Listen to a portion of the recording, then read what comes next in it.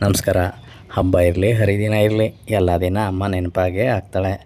ರಾಮನವಮಿ ದಿನ ಸಾಮಾನ್ಯವಾಗಿ ಪಾನಕ ಕೋಸಂಬರಿ ಮನೆಯಲ್ಲಿ ಇದ್ದೇ ಇರುತ್ತೆ ಕಾಮನ್ನಾಗಿ. ಅದ್ರ ಜೊತೆಗೆ ನಮ್ಮಮ್ಮ ರಾಮನುಂಡೆ ಅಂತ ಮಾಡ್ತಾಯಿದ್ಲು. ಅಂದರೆ ಕಾಮನ್ನಾಗಿ ಎಲ್ಲ ಕಡೆ ಅಷ್ಟು ಮಾಡಲ್ಲ ಅದನ್ನು. ಅಂದರೆ ಈಗ ಮೈಸೂರು ಪಾಕು, ಜಾಂಗೀರು, ಜಿಲೇಬಿ ಆ ಥರ ಏನೋ ಒಂದು ಆ ಥರ ಸ್ವೀಟ್ ಅಂತಾರೆ. ಇದು ರಾಮನುಂಡೆ ಅಂತ ನಮ್ಮಮ್ಮ ಮಾಡ್ತಾಯಿದ್ಲು. ಅವಳ ನೆನಪಿಗೋಸ್ಕರ ನಾನು ಇವತ್ತು ಮನೆಯಲ್ಲಿ ಟ್ರೈ ಮಾಡಿದ್ದೆ. ಅಂದರೆ ನಂಗೆ ಹೇಳ್ಕೊಟ್ಟಿದ್ಲು ಈ ಥರ ಮಾಡೋದು ಅಂತ. ನಾನು ಅದನ್ನ ಮಾಡಿದೆ ಇವತ್ತು. ಮಾಮೂಲಿ ತುಪ್ಪದಲ್ಲಿ ಗೋಧಿ ಹಿಟ್ಟಲ್ಲಿ ಮಾಡೋದು ಅದನ್ನು.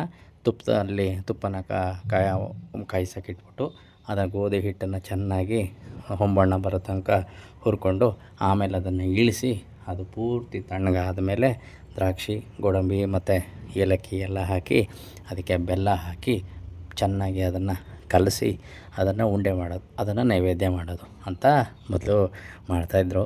ನಾನು ಅದರ ಆಮೇಲೆ ಎಷ್ಟು ಜಾಸ್ತಿ ಏನು ಅದು ಪ್ರಚಲಿತದಲ್ಲಿ ಇದ್ದಂಗೆ ಕಾಣಲ್ಲ. ಸ್ವಲ್ಪ ತಿನ್ನೋಕ್ಕೆ ಬೇಸನ್ ಲಾಡೋ ಥರ ಇದೆ. ಅಂದರೆ ಬೇಸನ್ ಲಾಡೋ ಥರ ರುಚಿ ಬರುತ್ತೆ.